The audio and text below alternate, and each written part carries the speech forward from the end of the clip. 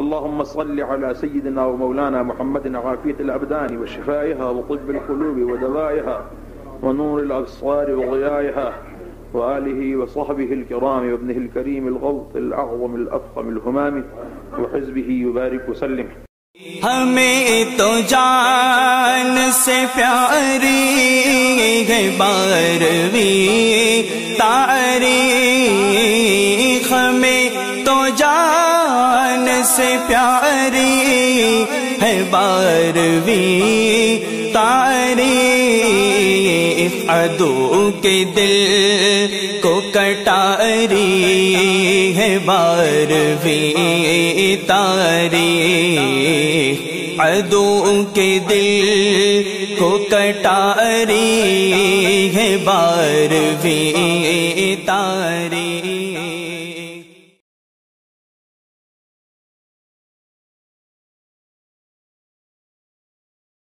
نحمده ونصلي على رسوله الكريم، اما بعد، فاعوذ بالله من الشيطان الرجيم، بسم الله الرحمن الرحيم، قل بفضل الله وبرحمته فبذلك فليفرحوا هو خير مما يجمعون، صدق الله العظيم۔ معزز سامعین، السلام علیکم ورحمۃ اللہ تعالی وبرکاتہ۔ اللہ تبارک و تعالیٰ کا ارشاد عالی ہے، اے محبوب صلی اللہ علیہ وسلم، آپ فرما دیجئے اللہ تبارک و تعالیٰ کے فضل اور اس کی رحمت پر ہی خوب خوشیاں مناؤ، اور خوشی منانے میں جو خرچ کیا جاتا ہے وہ دھن دولت جمانے سے زیادہ بہتر ہے۔ ہم اہل سنت والجماعت عاشقان مصطفیٰ صلی اللہ علیہ وسلم آقا علیہ الصلوۃ والتسلیم کی تشریف آوری پر، آپ کی پیدائش پر، آپ کے میلاد پر جشن مناتے ہیں، خوشیاں بانٹتے ہیں، لیکن یہ شارب سلفی وہابی آقا علیہ الصلوۃ والتسلیم کے عاشقان کو اس نے گالی بکی ہے۔ اس نے یہ کہا کہ ابلیس کے حواریین، جانتے ہیں ابلیس کے حواریین کا معنی ابلیس کے ساتھی، ابلیس کے دوست۔ غمگین ہے کون و مکان، فلک بھی اشک بار ہے، مگر ابلیس کے حواری بڑی دھوم سے خوشیاں منا رہے ہیں۔ تو جتنے بھی عاشقان مصطفیٰ ہے، خاص کر اہل آدونی سے میں اپیل کرنا چاہتا ہوں کہ اس نے ہم عاشقان مصطفیٰ کو بہت ہی بڑی گالی دی ہے۔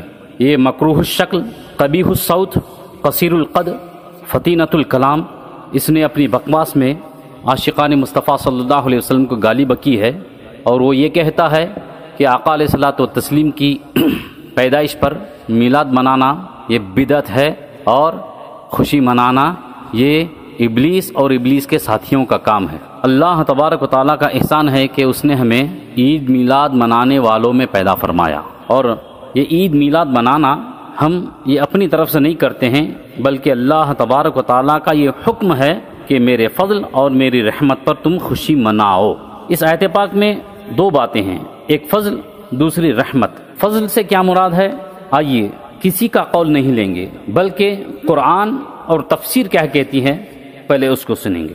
جیسے سورہ بقرہ آیت نمبر 64 یعنی 60/4 میں اللہ تبارک و تعالیٰ فرماتا ہے، ثم تولیتم من بعد ذلک فلولا فضل اللہ علیکم ورحمتہ لکنتم من الخاسرین۔ اس میں اللہ تبارک و تعالیٰ نے فضل کا ذکر فرمایا۔ اس فضل سے کیا مراد ہے؟ کیونکہ فضل اور رحمت پر خوشی منانا ہے۔ فضل سے کیا مراد ہے؟ تفسیر ابن کثیر، یعنی ابن کثیر فرماتے ہیں فلولا فضل اللہ علیکم ورحمتہ سے مراد سارے نبیوں کا آنا، بالخصوص آقا علیہ الصلوۃ والتسلیم کی تشریف آوری ہے۔ تو پتہ چلا اللہ تبارک و تعالیٰ کا فضل کون ہے؟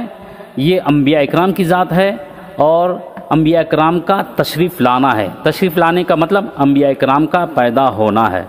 تو نبیوں کا پیدا ہونا اور آخری نبی کا پیدا ہونا یہ فضل ہے۔ اس کے بعد دوسری آیت مبارکہ سورہ نساء آیت نمبر 83 یعنی 83 میں اللہ تبارک و تعالیٰ فرما رہا ہے، وَلَوْلَا فَضْلُ اللَّهِ عَلَيْكُمْ وَرَحْمَتُهُ لَاتَّبَعْتُمُ الشَّيْطَانَ إِلَّا قَلِيلًا۔ اب دیکھیے اس کی تفسیر میں صاحب تفسیر کبیر فرماتے ہیں یہاں فضل سے مراد کیا ہے؟ یہاں فضل سے مراد قرآن کا نازل ہونا ہے، اور جناب محمد مصطفیٰ صلی اللہ تعالی علیہ وسلم کی بعثت ہے، یعنی اس کی تقدیری عبارت یہ ہے ولولا بعثت محمد صلی اللہ علیہ وسلم، یعنی اگر محمد مصطفیٰ صلی اللہ تعالی علیہ وسلم نہ ہوتے تو تم ضرور بھی ضرور شیطان کے پیرو ہو جاتے، شیطان کے باتوں پر عمل کرنے والے ہو جاتے۔ تو پتہ چلا ہم شیطان کی باتوں پر عمل نہیں کر رہے ہیں۔ اس کی وجہ کون ہے؟ اس کی وجہ آقا علیہ الصلوۃ والتسلیم کی تشریف آوری، یعنی آقا علیہ الصلوۃ والتسلیم کا اس دنیا میں آنا پیدا ہونا ہے۔ اب تیسرے مقام میں یعنی سورہ یونس آیت نمبر 60 میں اللہ تبارک و تعالی فرما رہا ہے ان اللہ لذو فضل علی الناس ولکن اکثرهم لا یشکرون، یعنی بے شک اللہ تبارک و تعالی اپنے بندوں پر خوب فضل فرمانے والا ہے، لیکن بندوں میں سے چند وہ ہیں جو اللہ تبارک و تعالی کے فضل کا شکر ادا نہیں کرتے۔ یہاں بھی فضل سے کیا مراد ہے؟ صاحب تفسیر کبیر فرماتے ہیں کہ فضل سے مراد اللہ تبارک و تعالیٰ کا انسانوں کو عقل دینا، دوسرا اللہ تبارک و تعالیٰ کا اپنے رسولوں کو بھیجنا، بالخصوص آقا علیہ الصلوۃ والتسلیم کا اس دنیا میں آنا۔ تو پتہ چلا آقا علیہ الصلوۃ والتسلیم کا آنا یعنی آقا علیہ الصلوۃ والتسلیم کی پیدائش ہے، یہ فضل ہے۔ اور ایک مقام پر یعنی سورہ جمعہ میں اللہ تبارک و تعالیٰ فرما رہا ہے ذالک فضل اللہ یؤتی من یشاء واللہ ذو الفضل العظیم، یعنی اللہ تبارک و تعالیٰ جس پر چاہتا ہے اس کو اپنے فضل سے نوازتا ہے، اور اللہ کا فضل بہت بڑا ہے۔ ابھی اس آیت پاک کی تفسیر فرماتے ہوئے صاحب تفسیر کبیر یوں بیان فرماتے ہیں کہ یہاں فضل اللہ سے، فضل عظیم سے آقا علیہ الصلوۃ والتسلیم کی ذات بابرکت مراد ہے، فاختص بہا محمدن صلی اللہ تعالی علیہ وسلم۔ اس کے علاوہ اور بھی آیتیں ہیں جو اس بات پر دلالت کرتی ہیں کہ اللہ تبارک و تعالیٰ کا فضل آقا علیہ الصلوۃ والتسلیم کے ذات بابرکت ہے، آقا علیہ الصلوۃ والتسلیم کا اس دنیا میں تشریف لانا ہے۔ اب رہی بات دوسری یعنی ورحمتہ ہی سے مراد، یہ بچہ جانتا ہے رحمت کون ہے، وما ارسلناک الا رحمۃ للعالمین۔ تو پتہ چلا قل بفضل اللہ وبرحمتہ سے مراد اے محمد صلی اللہ علیہ وسلم آپ فرما دیجئے کہ اللہ کے فضل یعنی آپ کی پیدائش، اور اللہ کی رحمت یعنی آپ کی پیدائش پر خوشی منانا ہے۔ اور ایک دوسرے مقام پر اللہ تبارک و تعالیٰ ارشاد فرماتا ہے وَأَمَّا بِنِعْمَةِ رَبِّكَ فَحَدِّثْ، یعنی اپنے رب کی نعمتوں کا خوب چرچا کرو۔ اس آیت پاک میں نعمت سے مراد کون ہے؟ تفسیر ابن کثیر اور صاحب تفسیر کبیر فرماتے ہیں نعمت سے مراد رسول اکرم صلی اللہ تعالی علیہ وسلم کی ذات ہے۔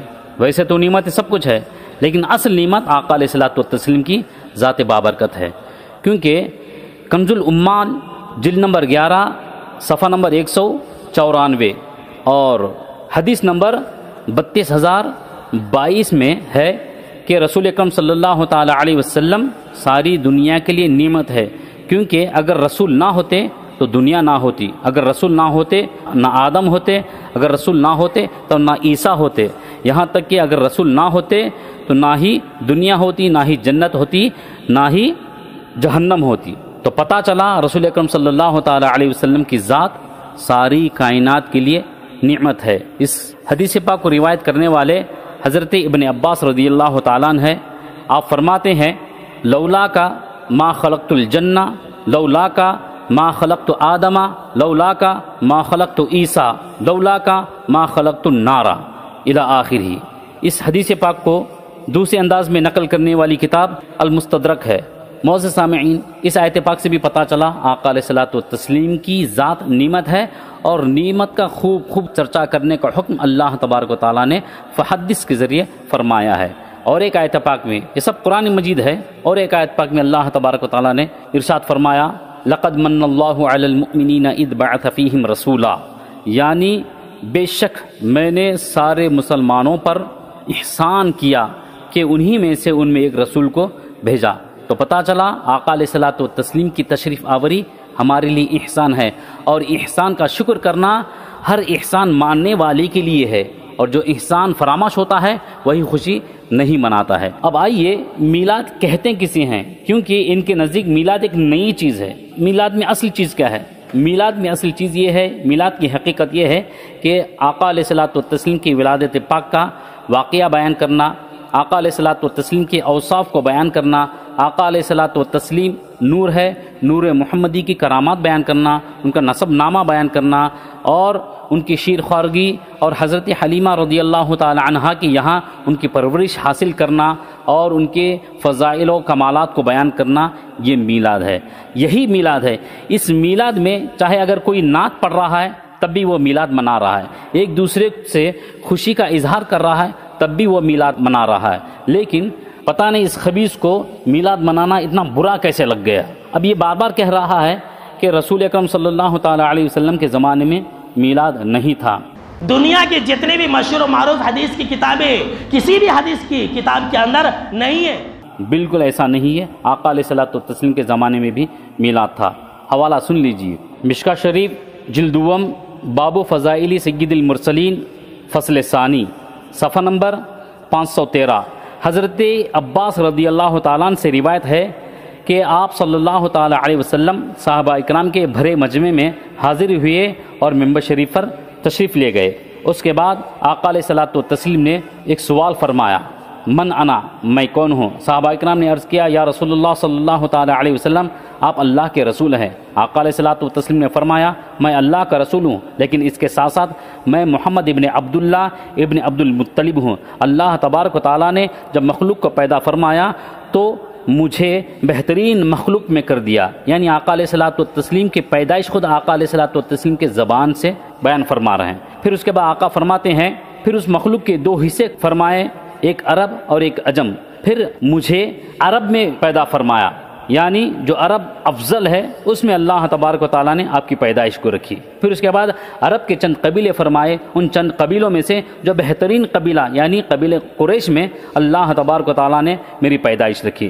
پھر قریش میں بھی چند خاندان بنائے، ان چند خاندانوں میں جو سب سے افضل خاندان تھا یعنی خاندان بنی ہاشم میں میری پیدائش کی۔ معزز سامعین، آقا علیہ الصلوۃ والتسلیم خود اپنی زبان سے یہ فرما رہے ہیں کہ میری پیدائش ایسے ایسے ہوئی، یعنی آقا علیہ الصلوۃ والتسلیم کی پیدائش کا ذکر آقا خود فرما رہے ہیں۔ تو ہمارا آقا علیہ الصلوۃ والتسلیم کی پیدائش کا ذکر کرنا یہ آقا علیہ الصلوۃ والتسلیم کی سنت مبارکہ ہے۔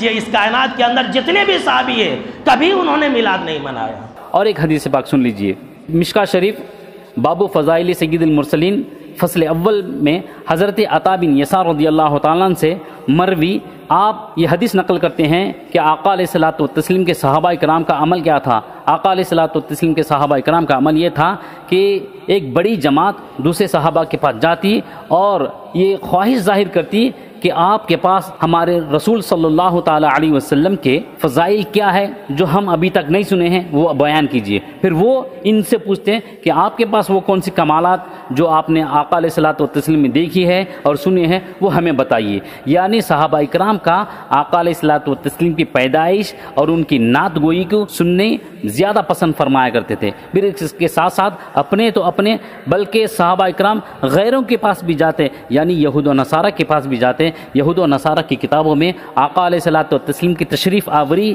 کی علامتیں اور ان کا وقت اور ان کے اوصاف لکھے ہوئے ہیں۔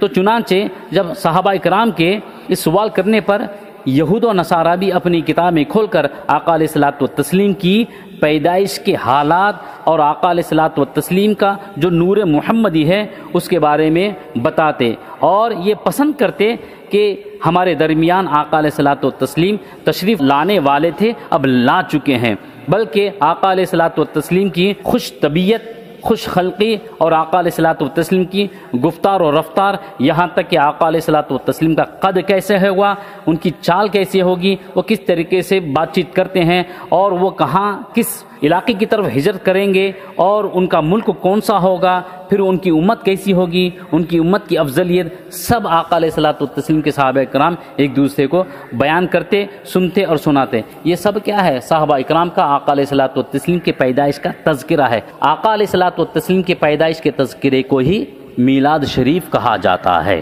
اور یہ شارف سلفی کہتا ہے کہ رسول اکرم صلی اللہ تعالیٰ علیہ وسلم کے زمانے میں یا صحابہ اکرام کے زمانے میں میلاد شریف کا کوئی تصور نہیں تھا، میلاد شریف نہیں منائی جاتی تھی۔ صحابہ کرام نے نہیں منایا، ہم بھی نہیں منائیں گے۔ خیر اس کو اللہ تبارک و تعالیٰ نے عقل نہیں بخشی ہے، اس لیے اس کو سمجھ میں نہیں آ رہا ہے، لیکن جتنی آیتیں اور حدیث قدسی اور صحابہ کرام کے اقوال سے یہی ظاہر ہوتا ہے کہ سبوں نے آقا علیہ الصلوۃ والتسلیم کا ذکر کیا ہے، پیدائش کا بھی ذکر کیا ہے، خود آقا علیہ الصلوۃ والتسلیم نے اپنی پیدائش کا ذکر کیا، اور قرآن شریف نے تو آقا علیہ الصلوۃ والتسلیم کی تشریف آوری چاہے نعمت کی صورت میں ہو، چاہے فضل کی صورت میں ہو، چاہے رحمت کی صورت میں ہو، چاہے احسان کی صورت میں ہو، منانے کا ذکر کرنے کا حکم فرمایا ہے، اور اللہ کا شکر ہے کہ ہم قرآن شریف پر عمل پیرا ہیں۔ اب رہی بات، یہ کہتا ہے شارب سلفی وہابی، سرکار دو عالم صلی اللہ تعالی علیہ وسلم کی میلاد منانا بدعت ہے۔ بدعت کا معنی سرکار دو عالم صلی اللہ علیہ وسلم کے زمانے میں نہیں تھا۔ دین میں جو چیزیں ایجاد کی جائے گی وہ بدعت ہے، دنیا نہیں۔ کیوں؟ اس لیے کہ دین مکمل ہو چکا ہے۔ جو بات، جو کام، جو چیز جناب محمد عربی صلی اللہ تعالی علیہ وسلم سے ثابت نہیں، اس کے کرنے میں حرج ہے، حرج ہے، بالکل حرج ہے۔ دیکھیے سرکار دو عالم صلی اللہ تعالی علیہ وسلم کے زمانے میں بہت سے دینی امور آج جو ہمارے درمیان ہے وہ نہیں تھے۔ میں دنیاوی امور کی بات نہیں کر رہا ہوں، ٹرین، پلین، موبائل، یہ والی بات نہیں کر رہا ہوں، بلکہ دینی امور کے بارے میں بات کر رہا ہوں۔ جیسے مثال کے طور پر قرآن شریف جو ہمارے سامنے اس وقت موجود ہے وہ کیسے ہے؟ وہ بینڈنگ کی صورت میں ہے، وہ رنگین ہے، آئل پیپر میں چھپا ہوا ہے۔ یہ آقا علیہ الصلوۃ والتسلیم کے زمانے میں، صحابہ کرام کے زمانے میں نہیں تھا۔ پھر صحابہ کرام کے زمانے میں جو قرآن شریف موجود تھا اور آج کے زمانے میں جو قرآن شریف موجود ہے اس میں بہت سے فرق ہے۔ وہ یہ سورتوں کے نام صحابہ کرام کے دور میں نہیں تھے۔ آج ہمارے سامنے جو قرآن شریف ہے اس کی ہر سورت کا ایک نام ہے، سورہ عنکبوت، مکڑی والی سورت ہے، وغیرہ وغیرہ۔ اب سورتوں کے نام یہ بدعت ہے، صحابہ کے دور میں نہیں تھے۔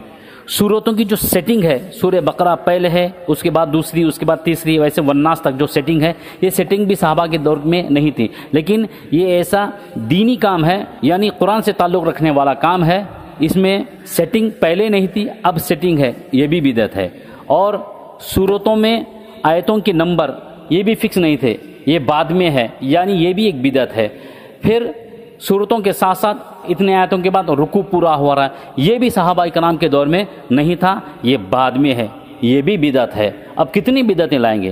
اس کے علاوہ مسجدوں کا حال دیکھ لیجئے، صحابہ کرام کے دور میں مسجدیں پکی نہیں تھیں بلکہ کچی مسجدیں رہا کرتی تھیں، لیکن آج مسجدیں، یہ دنیاوی امور نہیں بلکہ دینی امور ہے، آج مسجدیں پکی ہے، میناریں 3-3 4-4 میناریں ہیں، اور آج مسجدوں میں جو قالین بچھی جاتی ہے وہ آقا علیہ الصلوۃ والتسلیم کے زمانے میں مسجد کی صورت میں نہیں تھی بلکہ آج ہمارے درمیان ہے۔